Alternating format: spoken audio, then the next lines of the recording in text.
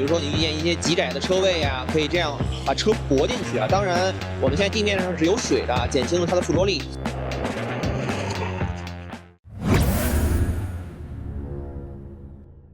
兄弟们，今天带你们感受一台非常尊的车啊，就是极氪9X 的 Hyper 版啊，3电机加48伏主动稳定杆的版本啊。实不相瞒，前两天我们在做广深12车的辅助驾驶测试的时候啊，其中就有一台双电机的版本，我特意开了那台车200多公里啊，目的就是为了今天来感受一下这台3电机加48伏主稳的版本，看看这两台车之间到底有什么区别，值不值得加钱上3电机版。先来看看今天给我分的这辆试驾车啊，冰川银加蓝色内饰，我觉得这个搭配还是很不错的啊。我觉得至于外观部分，其实不用说太多，大家都很熟悉了。但是我觉得颜色方面必须要选对啊。首先推荐就是这个冰川银，另外就是全白，再加上那个耀黑版，因为今天也有耀黑版实车啊，它是一个黑化的套件，搭配上一个专属的内饰颜色。其实这几个颜色呢，都能比较好的把它车窗四周的银色饰板融合度会更高啊。如果你选一个黑色外观，再加上一个银色饰板的话，其实那个银色的饰板呢看起来会有一些突兀啊。如果选我说的刚才那3个颜色呢，其实它整个侧面的比例呢会更加的协调一些。来看一下9X 这套内饰设计啊，我觉得其实它的整个设计风格，包括做工用料啊，其实还是非常老前锋的啊，包括它的各种提质、木纹、镀铬的这种质感啊，很高级，而且更难能可贵的是啊，它给你保留了巨多的实体按键，包括一些小的细节啊，比如说我此时此刻手机屏幕上映射出来一个极氪的 logo， 其实它是上方的一个小头顶灯，它在呼吸的时候呢，证明你正在无线充电，我觉得这个很到位，而且呢，它科技感含量也很足啊。比如说这个双联屏，如果你不想要副驾屏的话，可以根据它预售政策呢直接减掉5000块钱。其实我觉得这种偏豪华的定位车型呢，屏幕越少，其实更加符合它的定位啊。而且这台 Hyper 版车型呢，其实可以看到它方盘39点的上端呢会有2个按键啊，因为它用的是千里浩瀚 H9 的方案，所以它其实是对标了 L3 的一个标准。但是来路上，其实这2个按键目前还没有什么实际的功能啊，估计未来得等 OTA。现在你想用主驾驶的话，摁这个按键就可以启动了。动态方面呢 ，Hyper 版车型其实它最直观的就是后轮又加上了一个370千瓦的电机啊，所以3电机综合可以输出1030千瓦，折合成马力大概是1401马力，它的扭矩呢也来到了1410牛米，0-100加速呢直接提升到了3.1秒啊。另外呢，它配的依然是 2.0T 的发动机，配合70度的电池呢，它的纯电续航在355公里左右。我觉得其实这样的纯电续航呢，无论你再怎么打折，其实我觉得跑个200大也是没什么问题啊，这就是大电池插混系统带来的好处。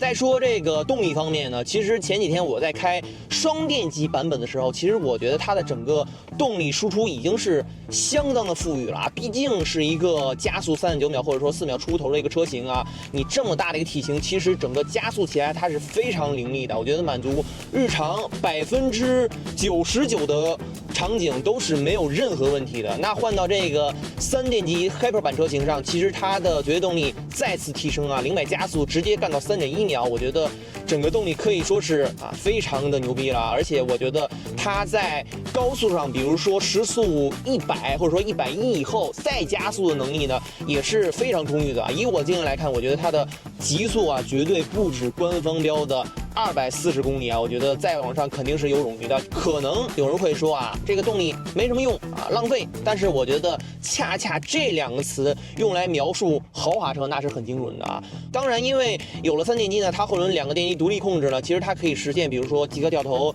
极氪转弯啊这种相对来说比较炫技的这种场景啊。但是我觉得这恰恰可能是它相对于双电机版本更多了一些相对来说比较实用的一些具象化的功能体现吧。另外呢，就是在日常行驶中呢，其实它 2.0T 的发动机，无论它是介入还是不介入，无论是运转还是停机呢，其实感受区别真的不大。因为我觉得它对于发动机震动包括声音的隔绝呢，其实做的还是比较到位的啊。那至于底盘部分，就是它的重头戏了，因为它首先结构采用的是前双横臂加后多连杆的结构，同时呢配合上双腔双阀的空气悬架，再加上这台 Hyper 版车型它是有48伏的主动稳定杆杆的，所以我觉得其实这台车，首先它在日常的使用过程中呢，它和双电机没有配48伏主动稳定杆版本车型相比呢，区别并不是很大，因为我觉得它的整个底盘的过滤包括整体性稳定感开起来都是差不多的，都做得很不错。车内对于这种大的颠簸的过滤，包括小的坑洼的处理呢，都是比较平滑、比较干净的。当然，这辆车我觉得它还是保留了一定的路感的，并不是说那种开起来传感很强，然后很油腻的那种调教。我觉得这台极氪的9X 它是有操控感在的那不一样的点是在于呢，因为它有了48伏的主动稳定感，我觉得它最大的功能就是抵抗侧倾官方给出的数据呢，就是在80公里每小时的时候过弯的时候，其实它的侧倾只有2度。今天我也是转高速的时候，包括在下高速这种匝道上，左右大曲率的弯道，我也是用比较快的速度去行驶其实你确实能够感受到它的车辆在水平方向上没有太大的一个变化，不能说一点侧倾没有，但起码是很轻微，就轻微到你觉得有一点反物理常识我在上次有这种感觉的时候，还是在开一辆选配了48伏这个主动稳定杆的揽胜运动上面。当时开这辆车去跑山的时候，我觉得确实它开起来有一种低重心跑车的感觉。我觉得今天在这台极氪9X 上是感受到了同样的味道如果有机会拿它去跑一下山的话，我觉得这种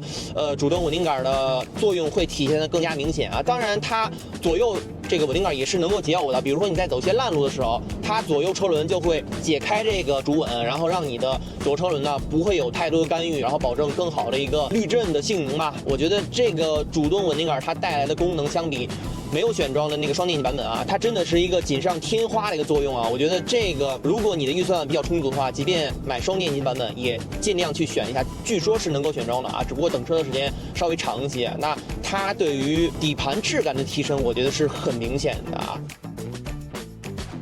最后，关于这一套千里浩瀚 H9 的一个体验呢，首先说硬件它是5激光雷达一个正常雷达，再加上四周4个固态激光雷达，甚至专门为倒车比如说遇见一些台阶它也预留了一个激光雷达去探测那些东西显然它是能够把四周看得更加清楚的。同时在算力上呢，它是双索尔 U 的芯片算力直接翻了1倍，来到了1400 TOPS。那在前2天我在体验双电机 Ultra 版本车型，在这个我们这次的12车的广深辅助驾驶测试上，它的整个通过科目包括它在介入次数上呢，其实在这12台车里面应该是排第4也是一个中等偏上的一个表现。我觉得最新这版的软件呢，其实表现要比之前也是强了很多，比较丝滑。那反映到这台车上它的千里浩瀚 H9 版本，我觉得相比那个 H7 的车型呢，更多的是一个算力上的冗余。当然它也多了很多比如说跟泊车相关的功能，比如说它在结合这个48伏的主动稳定杆呢，它会有一个侧向防碰撞抬升侧向底盘的功能可以看到它在方向盘的3/9点上方呢，也会有2个跟驾驶辅助相关的一个功能。我觉得这应该是为 L3 标准预留的，虽然目前它还不能用，而且在我们今天的实际体验过程中呢，有些小道它是没有非机动车道的比如说有电瓶车、3轮车骑自行车的，还有行人，它在绕行的过程中，我觉得相对来说是比较丝滑的，而且它整个过程中很淡定，没有任何这种抽搐的现象，并且在跟车辆的博弈过程中呢，相对来说我觉得还是比较接近真人驾驶的。只不过在有一些比如说前方长时间有慢车它可能这个超车的意图并不是很果断，因为它要考虑到安全。但是呢，你会发现它有时候真的会压一些实线去加一下塞儿这种相对来说比较偏真实的场景。虽然我们不提倡但是能够看到它整个表现过程，我觉得还是比较老司机的。而且它的这套硬件呢，确实未来的预期也会更高一些期待它这未来的一些升级吧。OK， 最后试完了这台极氪9X 的 Hyper 版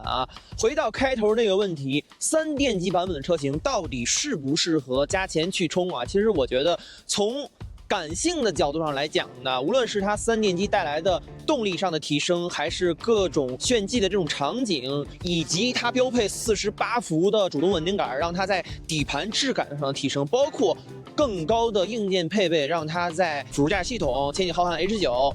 未来这种 OTA 的前景上啊有一个更高的期待之外呢，我觉得这一圈的升级给它带来的这种价值感上的提升，相比双电机版本呢，我觉得是很明显的，所以它就适合那些预算充足的大佬们去冲。而回归到一个普通的消费者的理性视角呢，如果是我的话，我肯定会选择一个双电机的 Ultra 版，然后去选配它的48伏的主动稳定杆。我觉得这套组合呢，在当下获得的全套的驾驶体验肯定是性价比更高的。所以如果是你们的话，会选哪个版本呢？咱们评论区里讨论一下。